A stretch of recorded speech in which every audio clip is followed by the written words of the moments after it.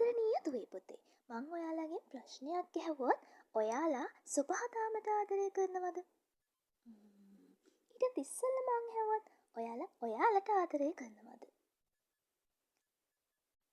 ආදරණීය දරුවනි, සුභහදාම කියන්නේ අප අවට තියෙන ස්වභාවිකව පිහිසුණු දේ. ගහක් කොළ පරිසරය, ඇල තුළ කෙත්වතු, ඉර හඳ තාරකා, සතා සිව්පාවත්, කුරුල්ලන් මේ සියල්ලම සුභහදාමේ අපූර්ව දායාද වෙනවා. ඉතින් එතකොට ඔයාලා මේ කියන සුභහදාමේ අපූර්ව දායාදත් එක්ක ජීවත් වෙන්නේ. මට නම් හිතෙන්නේ එහෙම නෑ කියලා.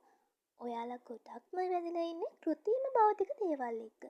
ඒ කියන්නේ ජංගම දුරකථන, ඇඳුම්, සපත්තු, සෙරෙප්පු, ඔරලෝසු, මාල වල්ලු වගේ කෘත්‍රිම නිෂ්පාදනත් එක්ක ඔයාලගේ හීන හුඟක් හැංගිලා තියෙනවා.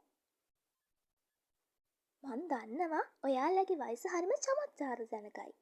ඒ චමත්කාරයත් එක්ක ඔයාලගේ හීන ලස්සන දේවල් වලට බැඳෙන එක සාමාන්‍ය දෙයක්. ඒත් භෞතික උපකරණ ටිකකට ඔයාගේ ජීවිතේ හැම තීන්දුවක්ම ගන්න දෙන්න එපා.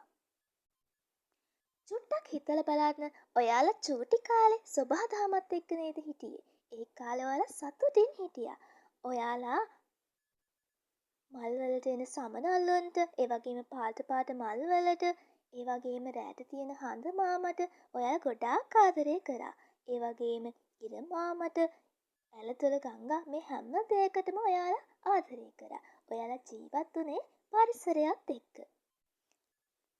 සැබෑවනම් සුභහදාම හරිම විශ්මිතයි. අපි ඒ විශ්මිත සුභහදාම සමග බැඳිය යුතුයි. ඊට ආදරය කළ යුතුයි.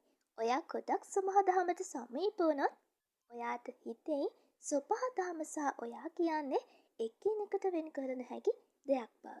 ඉතින් සුභහදාමට ආදරය කරනවා කියන්නේ ඔයා ඔයාට ආදරය කරන්න පෙළඹෙනවා කියන එකයි.